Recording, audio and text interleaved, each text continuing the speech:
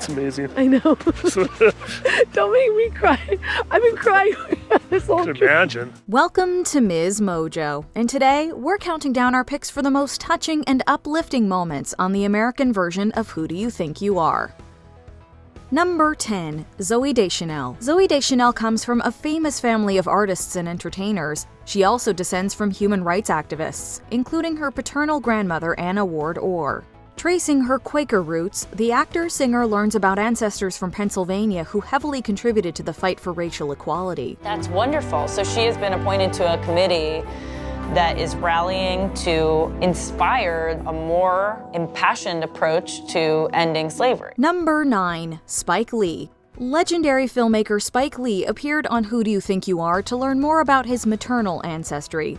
During his research, he found that his grandmother, Zimmy Retha, had a grandfather named Mars Jackson. In his first feature film, 1986's She's Gotta Have It, Lee played a character called Mars, a name suggested by his grandmother. And it fit because Mars in the film is crazy.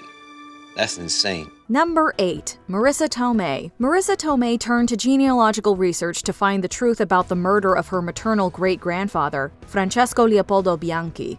Growing up, she heard that he was killed due to his philandering ways, leaving his widow Adelaida to raise 2 children on her own. She confirmed he met a tragic end, shot by a man named Terzilio Lazzareschi. However, Leopoldo's murder was over a business deal gone wrong, not because of any misdeeds.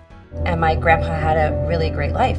Number 7. Molly Shannon. At a very young age, SNL alum Molly Shannon lost her mother, youngest sister, and cousin in a car accident. Growing up, she never knew her maternal grandparents, Owen Keating, formerly Cadogan, and Mary Madden.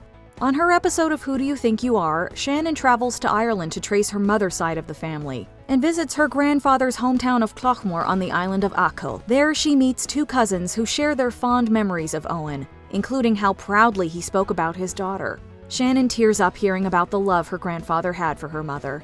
My mom died when I was 4, so it's just so sweet, you know. Number 6. Julie Chen Moonves. Julie Chen Moonves knew her maternal grandfather, Lu Gatong, had a rags-to-riches story with the impression that he was a wealthy playboy type.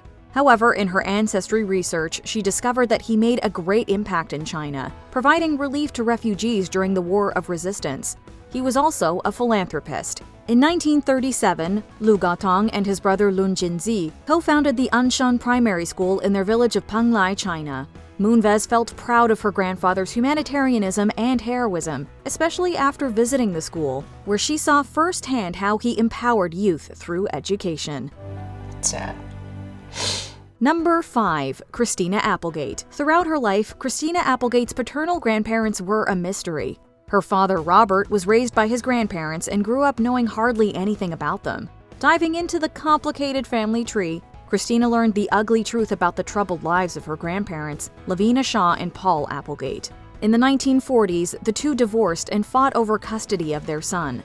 Between Paul's alleged abuse of his wife and Lavina's substance use, it's a heartbreaking story. God, this is just nuts. Christina shares the unpleasant details with her father, and he's able to finally have closure. Number 4. Jason Sudeikis. Similar to Christina Applegate, SNL alum Jason Sudeikis went on a genealogical journey to find answers for his father, Dan, who never knew his father. Stanley and Edna Sudeikis married on September 25, 1945 in Chicago. On the same day, he abandoned his pregnant wife and their daughter, never providing financial support. Jason relays these harrowing discoveries to his parents and siblings, and in a touching moment, he praises his dad for being present and giving their family a fortunate life. I don't think you need to do that ever again. Number 3. Regina King. On her genealogical journey, Regina King learned about her maternal great-great-grandfather Moses Crosby, aka Moses Hughes, and the racial injustices he faced. In 1868, he was targeted by the Ku Klux Klan in Alabama after an altercation with a white man, and a group of them broke into his home and killed his wife. Moses was later charged with assault and attempted murder of the white man and sentenced to 2 years in prison. Soon after his release, the educator and activist became a pastor, co-founding Morning Star Association. The organization paved the way for Dexter Avenue Baptist Church, where Dr. Martin Luther King Jr. was a pastor. Dexter Avenue Baptist Church, of course, gave rise to the modern day civil rights movement. Dr. Martin Luther King Jr. Number 2, Lisa Kudrow. One of the first episodes of the US version of Who Do You Think You Are featured executive producer and actor Lisa Kudrow tracing the Eastern European roots of her father. He recalled being young when a Polish relative named Yuri Barudin visited the family in New York to deliver terrible news. Mary Mordechowicz, Lee's grandmother, was among the 750 to 900 Jewish villagers who were killed in the 1942 Ilya massacre. Lee never saw him again, and Yuri was presumed dead. Kudrow traveled to Belarus to get the full story and learned the tragic, horrifying details. But to her surprise, Yuri was still alive. Oh my gosh, he's alive. I can't believe it. Number 1, Rita Wilson. Rita Wilson's father, Alan, never liked to discuss his past, so 2 years after he passed away, the actor set out to learn more about his early life. Wilson travels to Greece, where Alan was born Hasan Halilov Ibrahimov, and then to Bulgaria, where his family later moved. She unearths painful secrets, including that his previous wife and child died within months of each other. Wilson meets with Hasan's 96-year-old half-brother Ferhat, still living in Bulgaria. Both are moved to tears as they share a heartfelt hug. I came to America on May 4th, 1949.